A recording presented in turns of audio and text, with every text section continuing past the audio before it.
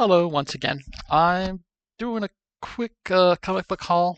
Just this past weekend I went out and back to West Edmonton Coin Stamp to look through their $1 bins. I picked up one book that was also out of the $2 bins, but I'm trying to be more mindful of what I pick up.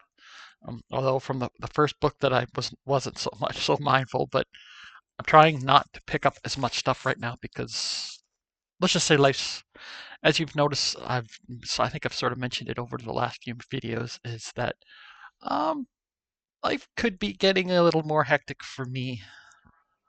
I don't know. It seemed we got news that it might be okay, but I don't know. Anyways, those first ones are not so mindful because it turns out I actually had this book and didn't realize it. I went looking for it after I found it. I found out that it was on my list on League of Comic Geeks, and yet I haven't been able to find it yet. So I don't know if it's on my list by accident or if I just can't find the book. So, but this is issue number 485 of Adventure Comics, where it says presents Dial H for Heroes. And this is just the direct edition, and supposedly I have the newsstand edition somewhere. So it's a duplicate, but not really. But what I'll probably do is I'll see which one is the best, and that'll be the one I keep. And these, I put these all in brand new bags and boards because the bags they were in were not so good.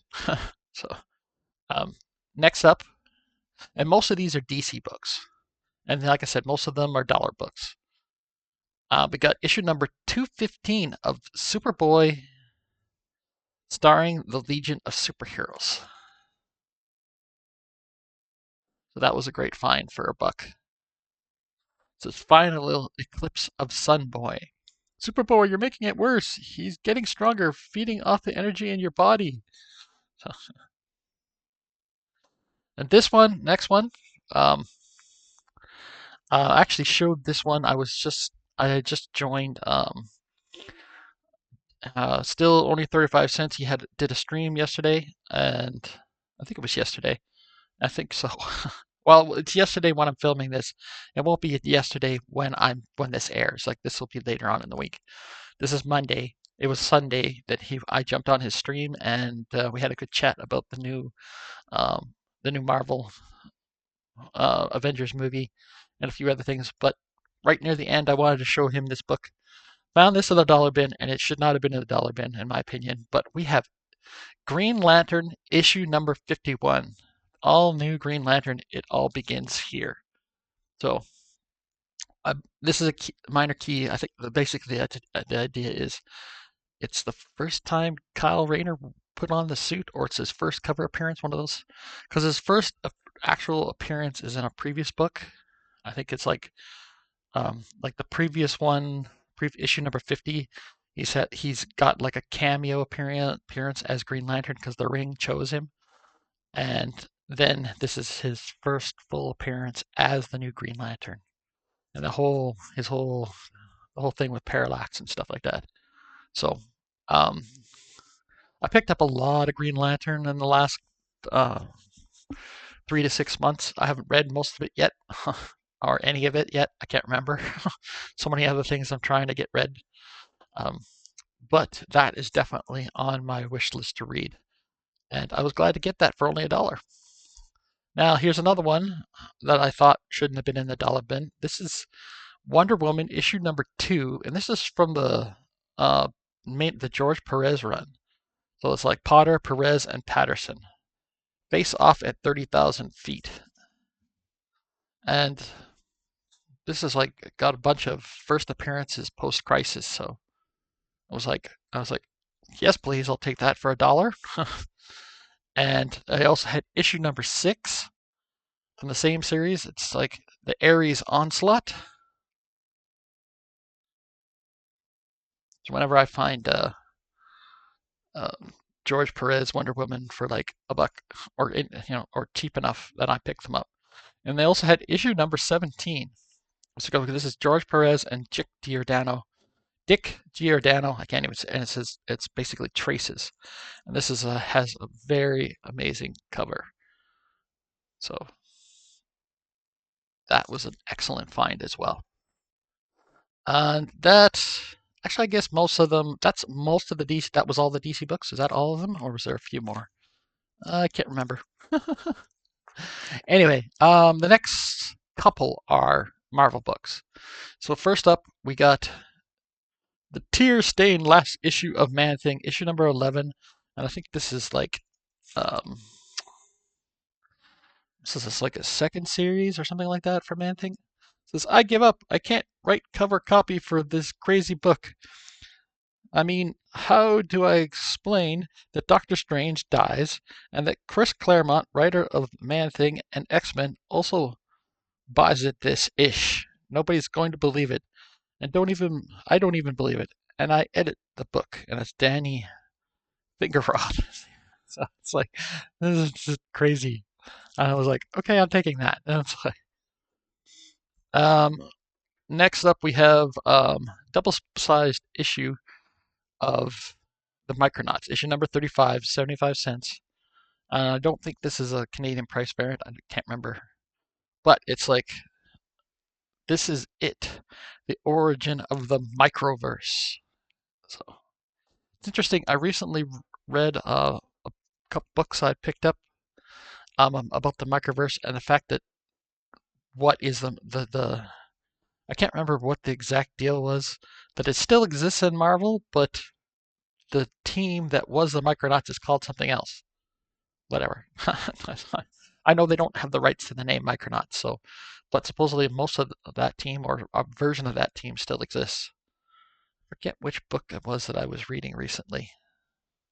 It all just sort of melt, but it was a fun surprise to see that. Oh, I know what it was. I was reading um, Minimum Cartage. I have had the book. I had the books for Minimum Carnage for years. Had the whole, oh, was it like 6 issues? I never read it before. I'd never gotten around to it. Finished reading it, and I was like, okay, that was cool. But it was something I still traded away because I only have so much room, and I'm trying to be mindful about what I'm keeping.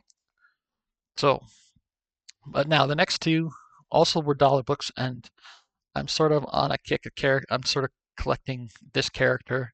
It's an Archie series book. And it's not Archie. It's not Veronica. It's not out of the main characters. This is Sabrina the Teenage Witch, number 74. So we have Sabrina in the library. It says, zippity zappity zed. I want facts to penetrate my head. And then a book falls off the bookshelf, and it says, "Oops, sorry, Sabrina." And it's just like, what's it? What's his name? Dilton, or I forget what his name is, but somebody drops a book and it basically an almanac falls and hits her on the head. That was fun. Oh. And we have issue number 76, and it's a Sabrina the Teenage Witch, and it says, "I thought all witches rode on broomsticks, L24. Not my advanced civilization, Sabrina, as you'll soon discover."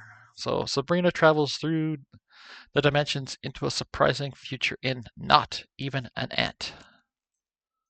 So that was pretty cool. Sort of a strange, futuristic little book.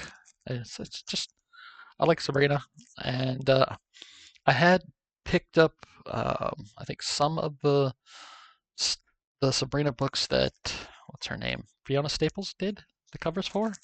I can't remember. I know I had a few Archies. I didn't hang on to those. But there are a few stories where supposedly Archie is, I don't think there's sense. It's been so long. It's like Archie is dating Sabrina instead of the regular Betty and Veronica or whoever. And I don't know. A part of me sort of wants to read that storyline, but I don't think I'm going to collect single issues of that. I'll try to find a trade of that. Anyway, the last of the dollar books, and I showed this one to Dave from Still Only 35 Cents. I showed this to him as well. I'd never seen anything like this. He had never, I showed it to me. He had no idea what it was either. um, it's basic issue 1, and I think it's like a 4 or 5 issue series. And I think what it is this is some sort of, um, I don't know. I have no idea. It's called Open Space, so if somebody knows what that is. But I'm assuming it's a collection of stories. I have time. I have time. Let's take it out of the bag. So I was gonna look at this yesterday, but I was like got distracted. So what do we have here? Yeah, so it's Open Space Volume 1, Number 1 from mid-December of 1989. And it has, let's see, one, two, three, four different stories. One called Handshake. Is progress a gift or a birthright? The other is called The Land of Nod. What happens when a dream dies? Got Heroes. What a legend becomes, mostly, and Frontiers. How many wrongs do make a right?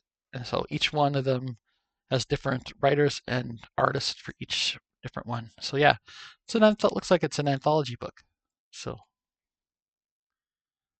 cool. I'll try to find a good page. So like, here's the front page. That's for The Land of Nod. That's the second story. So this has there's a great artwork in this book. So I'll have to see if I can find the rest of them. There might have actually been a few more in the dollar bin when I was there. I didn't take a close look, but I saw this one and I thought it's in the issue number 1, so let's take it, and then we'll see whether I like it and get some more. And it looks like I'm gonna like that. So yeah. So if you know anything about that and why, and that's an actual. Oops. Come here. Almost lost the tape. That's actually a Marvel book. It's like Marvel Graphics or something like that. It's like, so yeah, Open Space issue number 1. All right, last book. This was a $2 book. This is a Dell book. At first, I thought this was a 4-color book, but it actually is. This is actually its title, and it's an issue 14, I believe, and it only had like 16 or 17 issues. But we got Walt Disney's Scamp, and I have to admit, I mainly bought that for the cover. But still, the Golden Age. Oh, it says, I don't know if it's Golden Age or Silver Age, but it says still 10 cents, and it says 1960. So it's probably Silver Age. But regardless, I was like, yes, please. I think I had actually seen that book once before when I was there, but didn't buy it. And then they sort of moved things around, and couldn't find it again. I was like, somebody took it. But I found it again this time, and I decided, nope, it's coming home with me. So there you go. That's the haul. Not as many books, but still some great stuff. Let me know what you thought. Like, comment, subscribe, all that great stuff. And I hope you're having a great day. Bye for now.